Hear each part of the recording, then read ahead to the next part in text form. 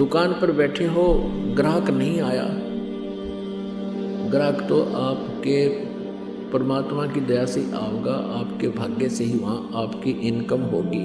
और अब परमात्मा साथ हो जाएंगे, फिर अपने बच्चे को अपने हिसाब से ही देगा। तो अब क्या करता है दुकानदार, न्यू देखता रहता है, गाहक आया आया वो हुई तो दूसरी दुकान में बढ़ गया।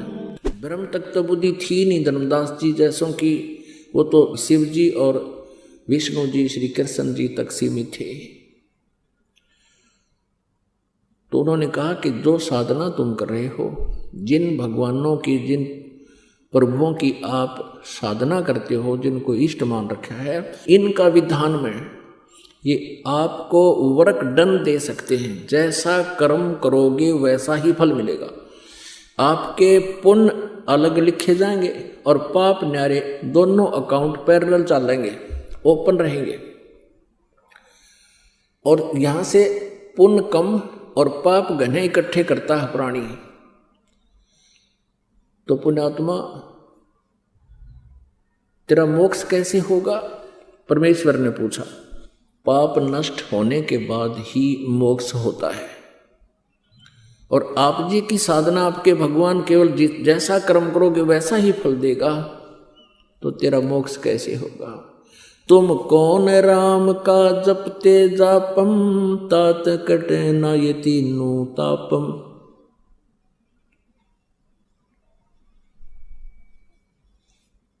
अब जैसे भी कर्म करोगे वैसा फल तुमने भोगना पड़ेगा, ऐसा आप जी के भगवानों का विधान है। लेकिन पूर्ण परमात्मा परम अक्षर ब्रह्म कबीर देव जी की एक परम शक्ति है, उनके पास एक वीटो पावर है, वो सुप्रीम परमात्मा है, परमेश्वर है। उनका जो सतनाम का मंत्र है, जब ही सतनाम हृदय धर्यो, भयो पाप को नाशे। जैसे चिंगारी अग्नि की, भाई पड़े पुराने घास। चाहे 1000 टन सूखा घास पड़ा हो कहीं पर, और उसमें एक माचिस की सीख जला के प्रज्वलित करके उसमें लगा दे, पूरे उस सूखे घास को फूंक के राख बना देगी। और आवेगी तेज आंधी, उसने कितने की कितने पटक देगी ठाक है, यानी कति क्लियर फील्ड हो गया। पुण्यात्मा, ऐसे हम मोक्ष प्राप्त करेंगे। तो जैसे साधना हम करते थे पहले सत्साधना के अतिरिक्त, तो उसमें हमें दोनों ही पुण्य और पाप दोनों भोगने पड़ते थे। और अब जो साधना हम करेंगे इसमें हमारे पुण्य बचे रहेंगे, पाप नाश हो जाएंगे। जैसे अब एक औषधि चल गई है, फसल में डाल देते हैं, वो घास को, खरपतवार को जला देती है, नष्ट कर देती है, फसल को हानि नहीं करती, फसल सुरक्षित रह जाती। ये जो साल्ट था, औषधि थी, ये पहले भी थी, लेकिन इसकी खोज नहीं कर सके थे, अब उसकी खोज होगी। इसी प्रकार ये सतनाम पहले भी हमारे सदग्रंथों में, कोड वर्डों में था। अब परमेश्वर कबीर देव जी की रजा से इसकी खोज होगी, करवाने वाले परमात्मा ही होते हैं। आज उस जड़ी की खोज होगी, ऋषिदास के पास है, इस विश्व में 21 ब्रह्मांड में किसी के पास नहीं। तो अब उस जड़ी का प्रयोग करेंगे हम, हमारे पाप नाश हो जाएंगे और पुण्य बचे रह जाएंगे। तो इन पुण्यों का जो प्रतिफल हम यहां नहीं लेंगे, क्योंकि हमारा उद्देश्य, हमारा टारगेट सतलोक जाने का होगा। इस काल के झूठे सुख का हम कोई आशा नहीं करेंगे, झूठे सुख की इच्छा नहीं रखेंगे। तो फिर अपने आप हम सतलोक जाएंगे, जहां आशा ता बासा होई और मन कर्म वचन सुमरियो सोई। गीता जी अध्याय नंबर 8 के श्लोक नंबर 6 में कहा कि अर्जुन, ये नियम है, अंत समय में जब ये प्राणी शरीर त्याग कर जाता है, उसमें जिस भी भाव में भावित रहता है उसी को प्राप्त होता है। और फिर कहता है गीता ज्ञानदाता के गीता जी अध्याय नंबर 8 के श्लोक नंबर 5 और 7 में कि तू मुझ में भाव वाला बन और मेरा भजन कर, मेरा स्मरण कर और युद्ध भी कर, तो मुझे ही प्राप्त होगा। फिर गीता जी अध्याय नंबर 8 के श्लोक नंबर 8, 9, 10 में तुरंत 3 मंत्रों में स्पष्ट किया है कि यदि तूने उस परमात्मा के पास जाना है तो उसकी भक्ति कर, सच्चिदानंद घन ब्रह्म की, उस दिव्य परम पुरुष की, परमेश्वर की भक्ति कर, तत्वदर्शी संत से उसका ज्ञान प्राप्त कर। चौथे अध्याय के 34वें श्लोक में फिर उसके पास चला जाएगा। बहुत ही सिंपल।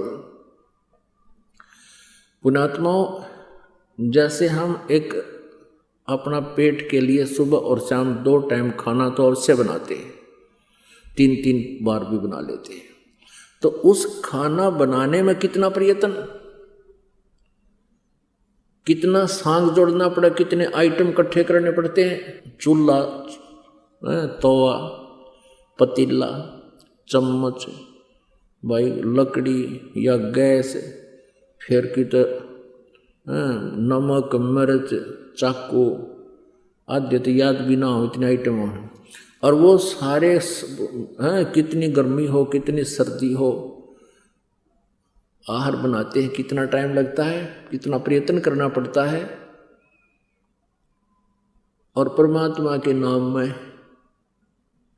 कहते हैं जीभ भी ना लाड़ी, लेटा है तो लेटा लेटा कर ले, बैठा है तो बैठा बैठा जाप कर लीजिए, बस में सफर कर रहे हो बस में कर लीजिए, मोटर गाड़ी में, कार में बैठे हो कार में कर लीजिए, दुकान पर बैठे हो ग्राहक नहीं आया, ग्राहक तो आपके परमात्मा की दया से आओगा, आपके भाग्य से ही वहाँ आपकी इनकम होगी। और अब परमात्मा साथ हो जाएंगे, फिर अपने बच्चे को अपने हिसाब से ही देगा। तो अब क्या करता है दुकानदार, न्यू देखता रहता है, गाहक आया आया वो हुई तो दूसरी दुकान में बढ़ गया, फिर देखेगा दूसरा आया। अब आना उसी ने है जो तेरे परमात्मा निर्धारित करेगा। तो उस समय अपनी माला लेकर या वैसे मालिक ने याद रख, ग्राहक आया अपना सौदा तोल दे, उसका कर हिसाब। तो इस प्रकार हम इस व्यर्थ के समय को सदुपयोग किया करेंगे। बस में हम जा रहे हैं, 2-2.5 घंटे का सफर है, आए है इतना बढ़िया सिमरन होता है पूछो मत। ट्रेन में जा रहे हो, ट्रेन में अपनी भक्ति करते जाओ। जैसे आप कहीं काम वश गए हो, कोई किसान है खेत में काम करता है, मजदूर है मजदूरी करता है, तो परमात्मा तो याद रखे सके है ना, तो और 100 फिल्मी गाने गाया करा दी हूँ करे जाऊँ मन में, तो परमात्मा के मंत्र याद रखे, परमात्मा के भजन को याद कर ले, उसकी वो भी चिंतन बनता रहता है। तो इस प्रकार परमात्मा का पाना अति आसान है। और इस सारे काम को करते करते ही हमने प्राप्त करना परमात्मा, और आसानी से होगा। नाम उठत नाम बैठत नाम सोवत जागबे, नाम खाते नाम पीते नाम सेती लागबे। परमात्मा अपनी अमर वाणी में तत्व ज्ञान में कहते हैं कि परमात्मा की भक्ति के लिए कोई विशेष आसन की आवश्यकता नहीं। जैसे गीता जी अध्याय नंबर 8 के श्लोक नंबर 7 में गीता ज्ञानदाता कहता है तू युद्ध भी कर और मेरा सिमरण भी कर। अब युद्ध से कठिन काम कौन सा हो सकता है, और उसमें भी भगवान याद किया जाता है। और यही प्रमाण यजुर्वेद अध्याय नंबर 40 के मंत्र नंबर 15 में है। ओम कर्तु समर किलबे समर कर्तुम समर। ओम नाम का मंत्र का जाप काम करते करते सिमरण कर, विशेष कसक के साथ सिमरण कर, और मनुष्य जीवन का परम कर्तव्य जानकर इसका सिमरण कर। यही परमात्मा सूक्ष्म वेद बताते हैं कि नाम उठत नाम बैठत नाम सोत जागबे, नाम खाते नाम पीते नाम सेती लागबे। अब जैसे आपके अंदर एक विशेष कसक बनाकर जो भजन हो सकता है, आपको एक विशेष प्रेरणा बनेगी, आपको भय लगने लगेगा, हे भगवान कहीं फिर से जन्म ना हो जाए, हे परमात्मा कहीं फिर काल के जाल में पंजा फंसा ना रह जाए। तो उस डर से आप अवश्य अंदर से एक विशेष कसक के साथ सिमरन शुरू होगा और फिर भूल ना पड़े उसकी। तो उसमें आप बैठे हो, कोई चर्चा चल गई किसी संसारी काम की, 10-20 मिनट डिस्कशन हो सकती है, उसके बाद फिर अपनी भक्ति शुरू कर लो।